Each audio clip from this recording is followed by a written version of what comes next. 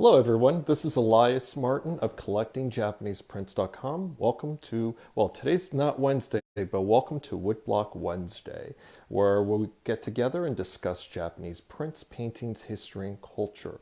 I missed last Wednesday, I think also the week previous to that one. It's been a very busy few weeks. I was getting my website geared up for our latest exhibition, and it is up. It went up about a week ago, and the exhibition features basically the subject of the human form as it is explored through Japanese art. So the exhibition is called Go Figure, the human form as considered through Japanese art. And so what I have for you today's Monday, and it's actually a ship day. So I'm busy today with packing artwork to, particularly the prints and paintings I have sold to clients. And I'm busy doing that today. But before I pack a really wonderful print, I needed to do a video. I wanted to share this work with all of you. And so, today would have been the only day to have done this because tomorrow it would have been gone, and certainly Wednesday would have been 2 days too late. So I thought I'd do this Woodblock Wednesday on a Monday to catch up. I will do another one later this week on Wednesday, of course, at the regular time. And so, first of all, I just want to welcome all of you who are joining me on YouTube. We do these videos live on Facebook, but then archive all of the videos that we've done for Woodblock Wednesday on our website, and they're all linked to YouTube. So welcome all of you who are joining us on YouTube. The topic of today's conversation is a artist who was a prolific artist who did woodblock prints primarily of landscapes. He's known as the artist who specialized in Japanese castles. His name is Hashimoto. Okiie Hashimoto. And Hashimoto did hundreds of prints that are landscapes, as I said, of castles, but he's also very, very talented and was able to produce, I would say about, I don't know, maybe under 50 designs of figures. And some of them are nude, some of them are portraits. So I could think of about maybe about 50 designs out of hundreds of his body of work. I mean, I think he did like 400 designs. So it is a small group within his body of work, but he was an amazing artist and produced some fantastic portraits and nudes. And so I'd like to share with you a really spectacular one that's not seen all that often. And this is why I wanted to do this video. So without further ado, let's look at the table and have a look. So what I have here is a large print by Hashimoto, Okiie Hashimoto. And just to give you sort of a sense of scale, my table, I mean, the print is coming off the table. Here's a print next to it, which is another work we'll talk about. But these are the two books that are dedicated to Hashimoto's work. And I mean, this print dwarfs everything here. And so basically, this design is a very rare design. I've only seen this print 2 times. And this is actually numbered 2 out of 50. I highly doubt Hashimoto finished the edition. Otherwise, we would see more impressions of this design. And so this was done in 1955. And, it's relatively early in terms of his body of work. I mean, he produced prints until the 80s. And so this is sort of early going towards the middle portion of his career. And when an artist, at this point I would still argue it's early, considering that woodblock prints weren't popular until the Western Allied forces arrived in Japan after the war and started buying all of these Sosaku Hanga. And so Hashimoto didn't really hit his stride until this period. And so he was still sort of experimenting, doing different things. And in 55, he had produced a sizable group of portraits of women. Usually those designs are early. And then once he realized that his castle designs were more popular, he focused on that. But this design is a large scale print. And imagine, if you think about this, this was done in Japan, but most Japanese people would not have bought a print of this size. As I'm saying, you look at the print compared to my furniture or the table here, it's massive. It's like 2.5, 3 feet by a foot and a half to 2 feet. So, it's quite large. It's quite large, and so because of that, the people who were most likely interested in this design would be Western collectors that were in Japan after the war, and so this print was, I'm sure, sold to a Western collector. I purchased it from a Western collector. And so it's one of those designs that, you don't see by the artist. And so, I want to zoom in so you could see the amazing work that went into this. Now, again, this is a woodblock print.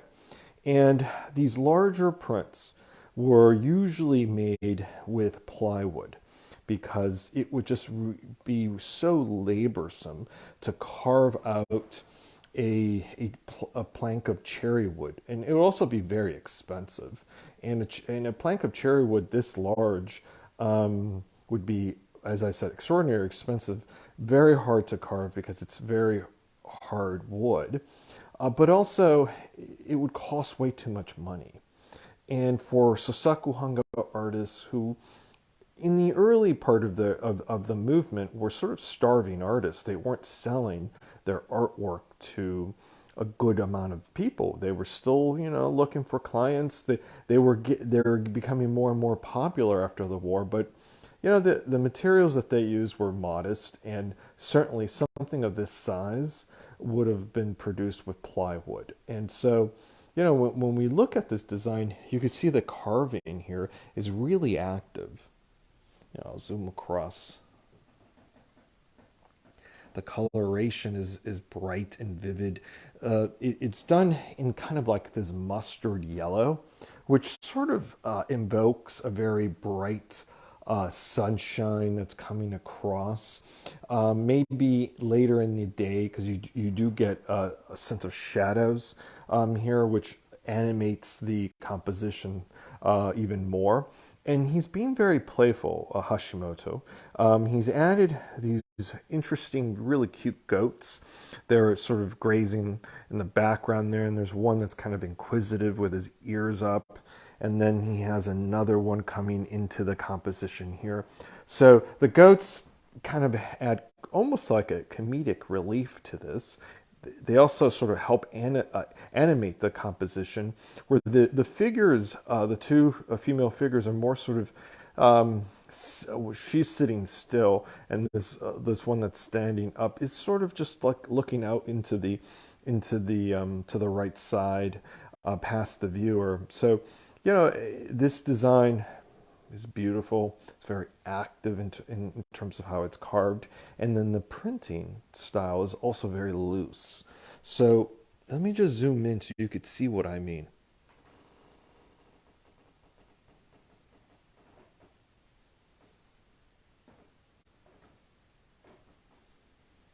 I love this design so much that I used it as the main image of my exhibition. So if you haven't visited my website, check it out, collectingjapaneseprints.com, and click on the Go Figure exhibition link at the top, and you'll see this print along with another 80 other works that sort of celebrate the human form in Japanese art. And again, just bringing Hashimoto up in the context of his body of work, this man was interested in landscapes and castles. Here's an example of one of his castles on the cover of this book here. and in architecture. But as a Sosaku Hanga artist, he certainly was capable of carving his own blocks and printing his own prints and producing work that was varied. And quite frankly, if these nudes would have sold better, I think he would have focused more on portraits. But because I would imagine, the tourists that were coming into Japan, or even the people that were there after the war, who were essentially tourists, they wanted something a little bit more, maybe tame, or maybe more indicative of Japan itself, which you see, typical castle there. And this design isn't it doesn't read super Japanese. It reads more about the artist's interest in the subject. It also has a very strong connection to Western art, and of course, the subject of a nude is more of a Western-based subject. It wasn't something that was traditionally done in Japan, and so even the figures, the faces, don't strike me as particularly Japanese. Though they do look Japanese, they also can look a bit Western as well. So I could see why this print didn't sell all that well to Westerners. But generally speaking, I think it's a fantastic design. And the irony is, because it didn't sell so well, it's become it's an extraordinarily rare work, and a work that is coveted by collectors, particularly Sosaku Hanga collectors. So I'm going to zoom in. You can kind of see again the information here. 2 out of 50. We have his signature. We have the date, the title. And here's the print. I'll back up again so you could see it on my table. Now, quickly, I wanted to show another work that is in my current exhibition as well. This is another work by Hashimoto, and this is a really famous design. I mean, this is one of the designs that we think of when we think of his work that is a non-castle design. And this is Girl with Irises, and this was done earlier. Here we have the print dated to 1952. And so, this is a bit more Japanese in the sense that the background motif of irises is done in almost like a textile sort of fashion. It's much more, the irises look very decorative and as I said, textile-like. They have, it's almost kind of like a stencil quality to the design, though it was done with a woodblock print. And we have a woman here, a young girl, that's sitting down in a field of irises, and her blouse is this vertical blue and white that echoes the stalks of the vegetation in the background, the grasses as well as the iris stalks. So it's interesting how, in some ways, this design's really busy. Very, very busy. We have here her like a bracelet she's wearing.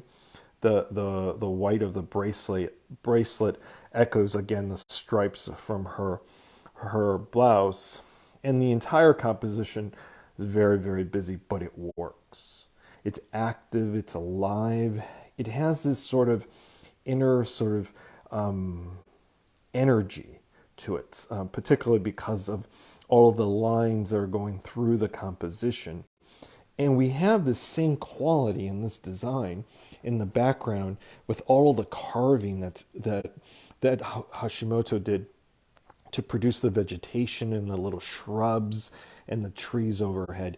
You get that feeling of the energy of the artist carving the design as you get it here.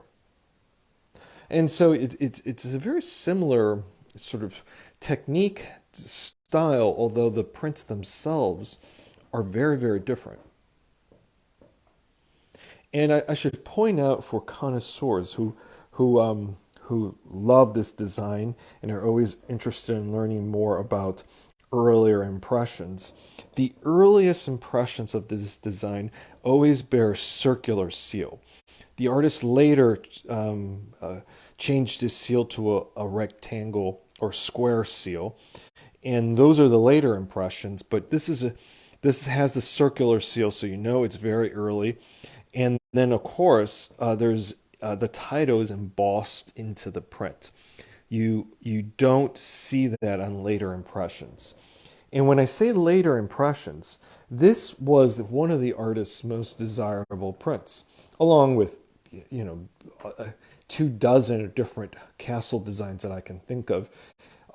People who wanted a couple prints usually bought one of the castles, and if this design was available, they would buy this design. And so there was no edition of this print because it was so popular.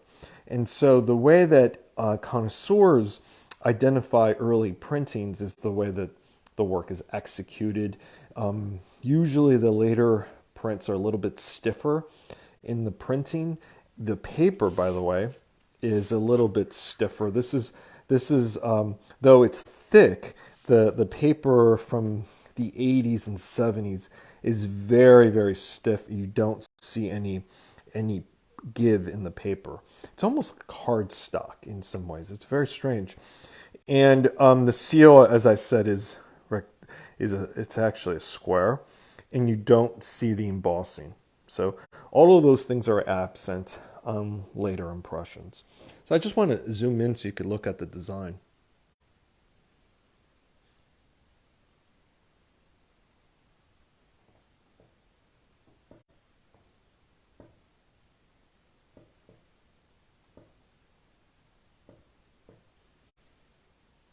Also, in later impressions, there's this kind of a blush that the artist has given this young girl, and the blush is actually kind of a greenish blush. On later impressions, this blush is applied very harshly, and you almost see a line of green coming across her face. But on the earlier ones, it's much more subtle. So see if I could back up, and you could see both prints on the table. Now that's a very large print. The Iris Girl is about 2.5. If you're thinking of Oban size prints, you could probably put 2.5 Oban size prints in that print. Maybe more than that. But this work is just huge, and they don't get that much bigger than this design. Hashimoto, I can think of 2 or 3 other impressions of portraits that were done roughly this size, but mostly he worked in this size for portraits. So again, this print is so rare for so many reasons, and because of that, obviously it's a treasure. As collectors, we always look for the rarest, most, in some ways, earliest, rarest, and atypical subjects for artists. And this is certainly one that meets that entire criteria. All right, I'm going to zoom in one last time on both prints.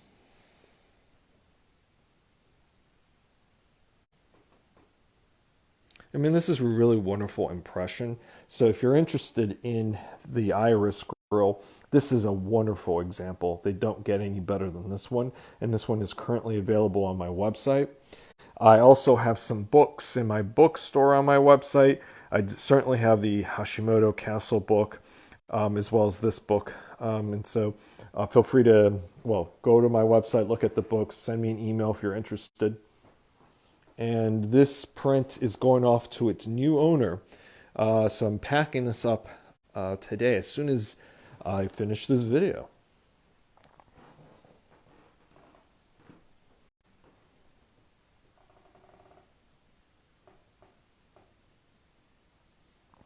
All right, so one last time.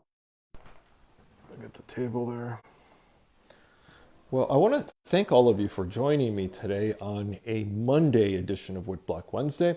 As I mentioned to all of you, today is the day that I pack artwork, and that large Hashimoto is going out to its new owner.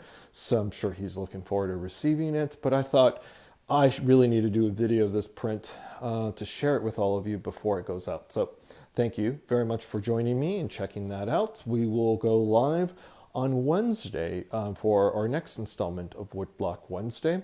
So I want to thank all of you for joining me, and I encourage all of you to check out our website, collectingjapaneseprints.com, and our latest exhibition. Until then, until at least for a few days, I'll see you on Wednesday. Until then, nice to see you. Hope to see you soon.